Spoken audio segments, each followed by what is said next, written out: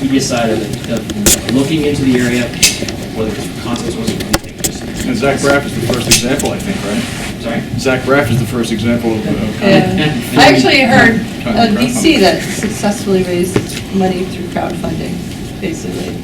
Yeah, it was interesting. I don't know, their LPs are crowdsourced, basically. interesting. I can't imagine how you manage that from a Especially since you- reporting standpoint, but it was Yeah. very intriguing. But I could see how the idea, the No, thank sexiness you. behind it, yeah, would be a little, VC for the masses, right? But, it just shows that I think there's some breadth to what's going on beyond just the music and the film financing or the one-off gadgets that you're seeing on Indigo or.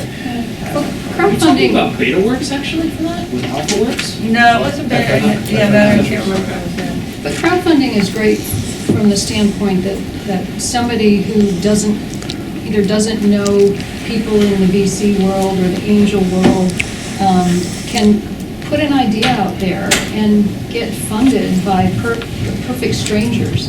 And more than that, they're getting funded in a way where they're not giving up any equity. So if you can manage to put something out there that grabs people and it goes viral and they tell their friends and they tell their friends and you can end up raising some pretty good coin.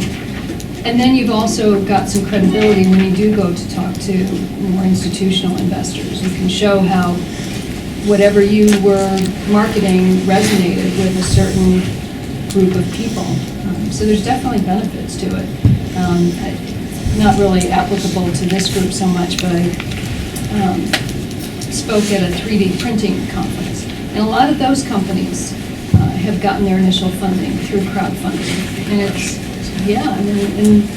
one of them raised $2.5 million through Kickstarter or Indiegogo. I can't remember which one did it, but it works. It can work. Not all the time, but it can work.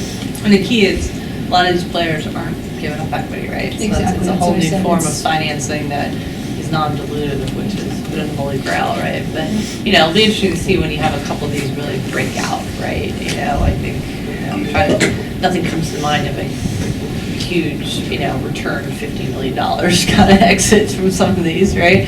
I don't think that's necessarily the platform that's meant to be that. People are proud to be part of it or want to help an entrepreneur build their dream and open a coffee shop or something, but. There's some pretty significant players. Yeah, some fair amount of raising. I mean, if and when we get to the point where Title III crowdfunding is actually approved, But they use another platform, they're just the front end. Yeah.